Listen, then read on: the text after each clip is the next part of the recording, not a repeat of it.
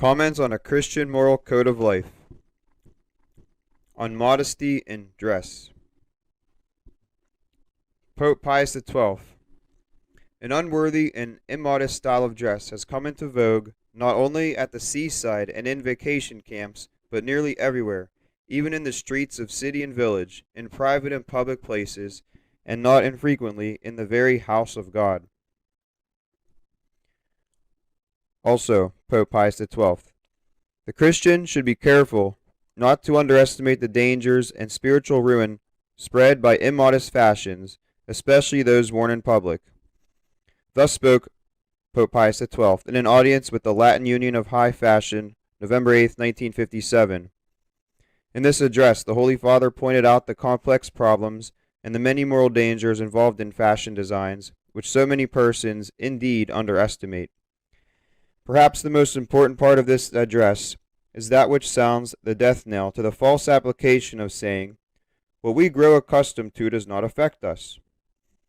On this, His Holiness replies, "The most insidious of sophisms, which are usually repeated to justify immodesty, seem to be the same everywhere.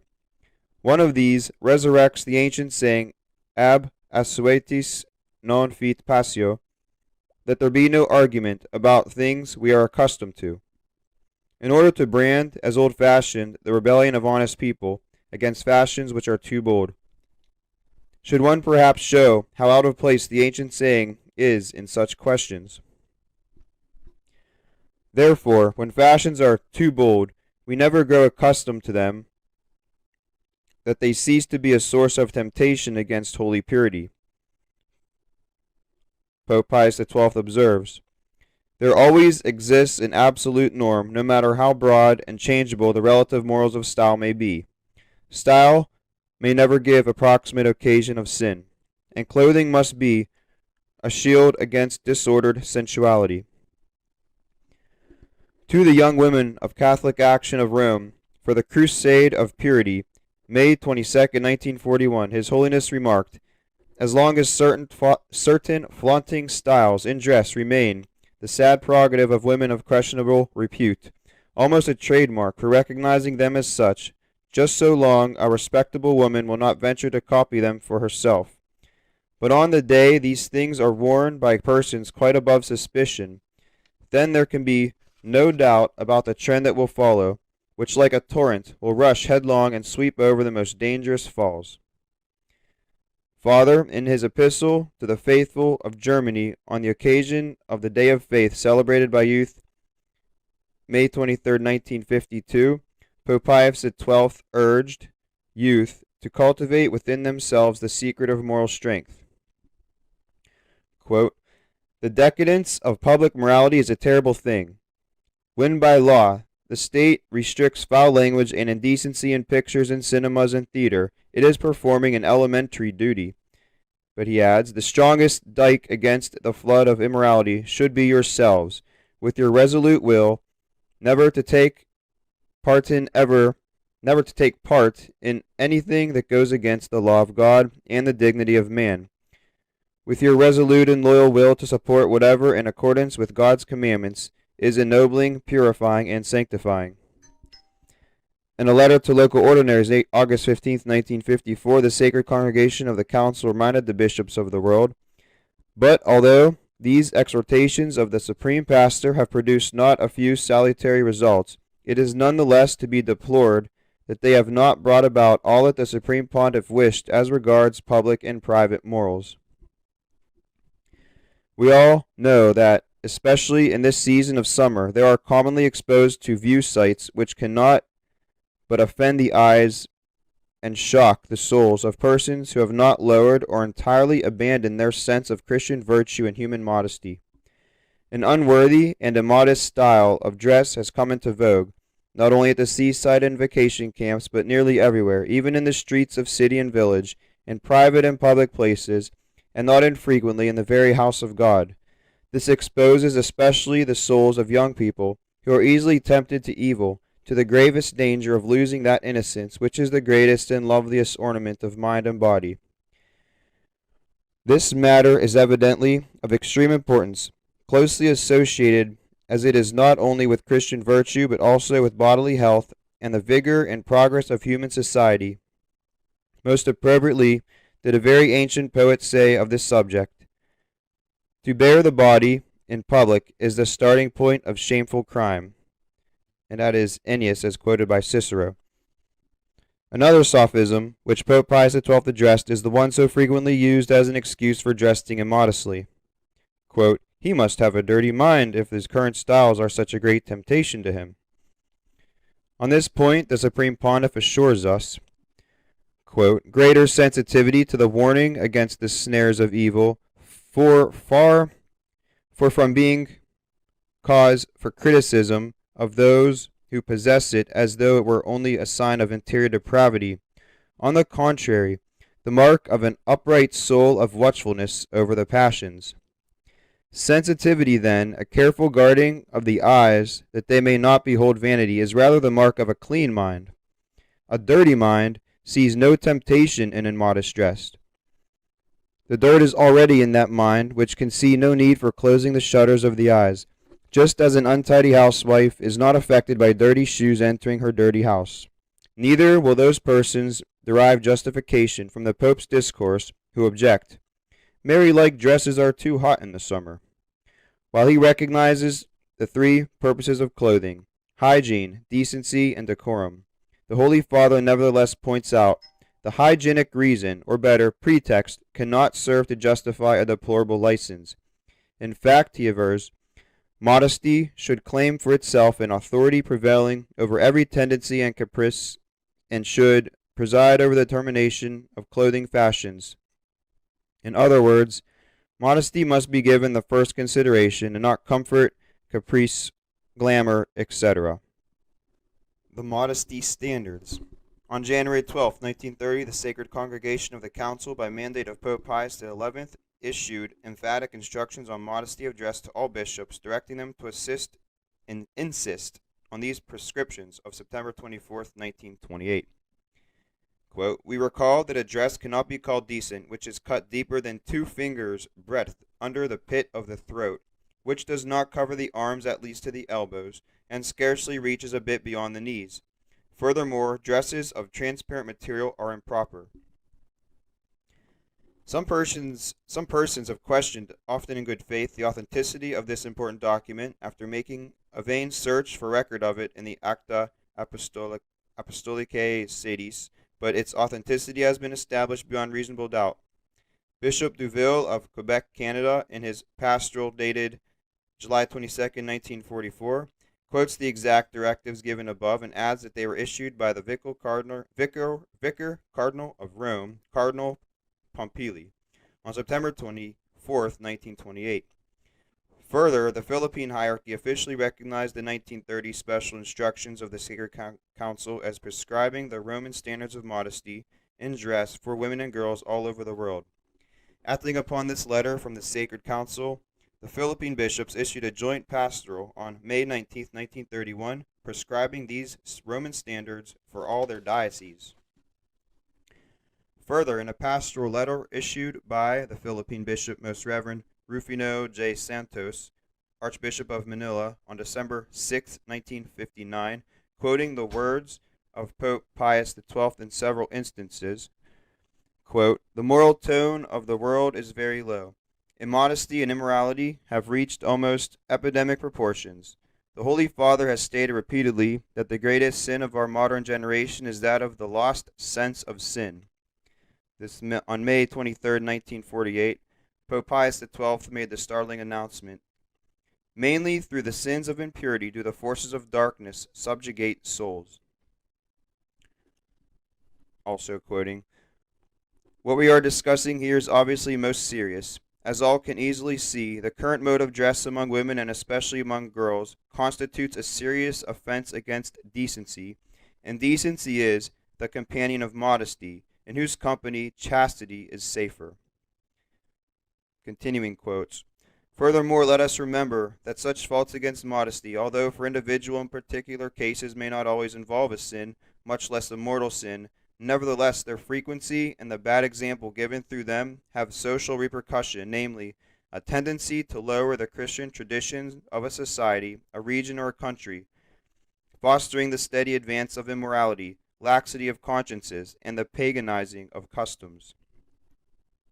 After reissuing the above-mentioned mandate of Pope Pius XI, the Archbishop of Manila continues with still further church directives issued in regard to the general principles of modesty. In recreations, A. The faithful are exhorted to shun all places and modes of entertainment which offend Christian modesty. B. The faithful should be dissuaded with all earnestness from immodest dances. Modern, that's embraced or suggestive dances, are either sinful or at least risky for the majority of souls. C. Objectionable conversations, readings, or shows, and unrestricted mixed bathing and swimming resorts ought to be carefully avoided. D. Wholesome and cheerful games and amusements, moderate, supervised, and fully acceptable, should be provided and encouraged for our youth. Regarding social relations, A.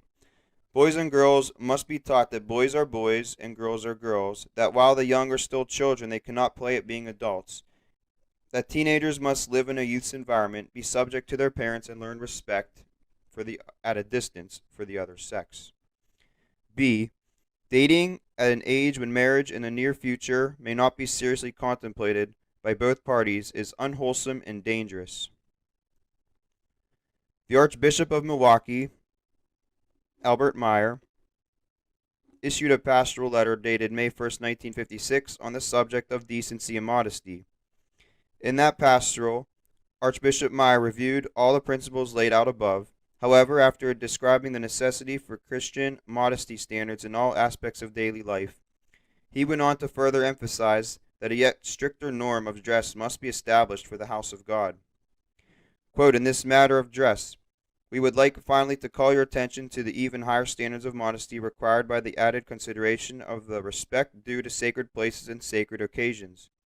Our Holy Father mentions that, indeed, often, even in buildings dedicated to God, an unworthy and indecent mode of dress has prevailed. We feel constrained to call attention to the decorum required in the house of God on the occasion of weddings, and we call upon our pastors to be insistent on preserving that decorum. We cannot but deplore such a lack of the reverence due to the Church of God, and we wish to insist in earnest language that the dress of the bridal party be in all ways befitting the sacred place and the sacred occasion. From time to time we receive letters from people with the importance of observing a special etiquette in this manner. We can only put it up to the people themselves, reminding them that there is a decorum befitting the Church of God, which is entirely compatible with simple clothes and with ordinary requirements of ease and comfort, even though the church may not be air-conditioned. Back in 1930, on the Feast of the Holy Family, the Sacred Congregation of the Council published instructions admonishing both the shepherds and the flock to direct efforts towards protecting Catholic womanhood against the evil influence of shameful attire. The following are quotes from the document. Number 1. The parish priest, and especially the preacher, when occasion arises, should, according to the words of the Apostle Paul, insist, argue, exhort, and command that feminine garb, based on modesty and womanly ornament, be a defense of virtue. Let them likewise admonish parents to cause their daughters to cease wearing indecorous dress. 2. Parents, conscious of their grave obligations toward education, especially religious and moral, of their offspring, should see to it that the daughters are solidly instructed from the earliest childhood in Christian doctrine, and they themselves should assiduously inculcate in their souls, by word and example, love for the virtues of modesty and chastity. And since their family should follow the example of the Holy Family, they must rule in such a manner that all its members, reared within the walls of the home, should find reason and incentive to love and preserve modesty. 6. Nuns, in compliance with the letter dated August 23, 1928, by the Sacred Congregation of Religious, must not receive in their colleges, schools, or oratories or recreation grounds, or, if once admitted, tolerate girls who are not dressed with Christian modesty. Said nuns, in addition, should do their utmost so that the love for holy chastity and Christian modesty may be become deeply rooted in the hearts of their pupils. 7. Pious associations of women shall be established and fostered for the purpose of restraining by counsel, example, and activity abuses regarding immodest dress, and of promoting purity of morals and modesty of dress. 8. Women who wear immodest clothes should not be admitted to these associations, and those who have been admitted, if they afterward commit any fault in this regard and fail to amend after being warned, shall be expelled. 9. Maidens and women dressed immodestly are to be debarred from Holy Communion and from acting as sponsors at the sacraments of baptism and confirmation. If the offense is extreme, they may even be forbidden to enter the church.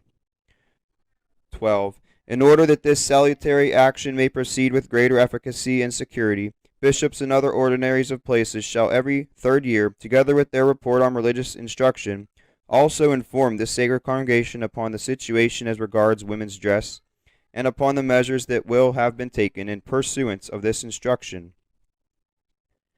Finally, it is to be noted that in compliance with the spirit and mind of Holy Mother Church, when publishing her decrees and sacred canons, that a special decorum for the house of God is to be insisted upon.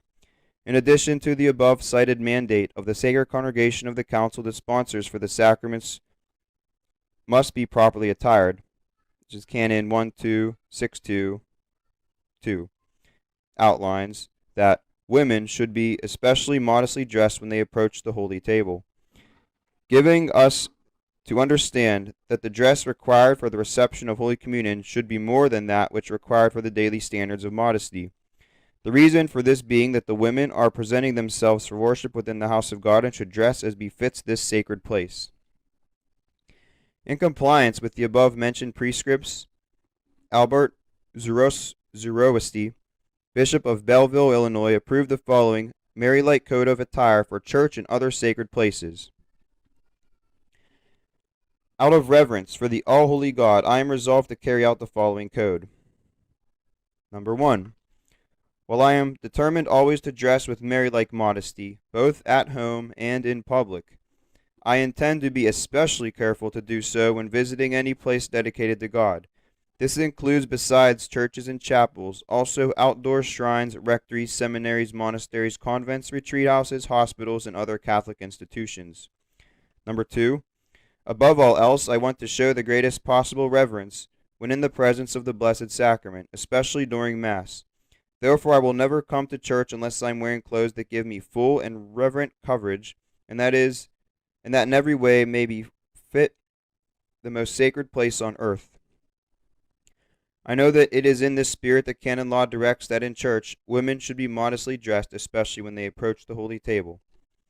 Number 3. In making decisions about proper church attire, I will always consider God and His honor first, not myself. Accordingly, I will never use comfort as an excuse for improper church wear, nor will I follow the bad example of others. To show that I am not an unthinking slave of pagan fashions, I will always insist on truly Christian fashions, which do not even approach the improper, but keep a good distance from it. Number 4. I know that God is offended, often very grievously, by women and girls who show so little dignity as to come to church, even to Holy Mass and Communion, while wearing clothes that overexpose and overemphasize the figure, especially the bosom, low-cut and revealing, transparent and sleeveless, too short and tight-fitting, and suggestive garments. Number 5. It is my firm conviction that reverent decorum and Christian good taste forbid women and girls to come to church or to any other place dedicated to God while wearing such unbecoming attire as slacks and especially shorts or any other clothing that is not in keeping with the holiness and dignity of the place. 6. I readily understand why the Church has instructed that girls and women who are immodestly dressed are to be refused Holy Communion and excluded from the office of sponsor in the sacraments of baptism and confirmation, and in proper cases are even to be excluded from the Church.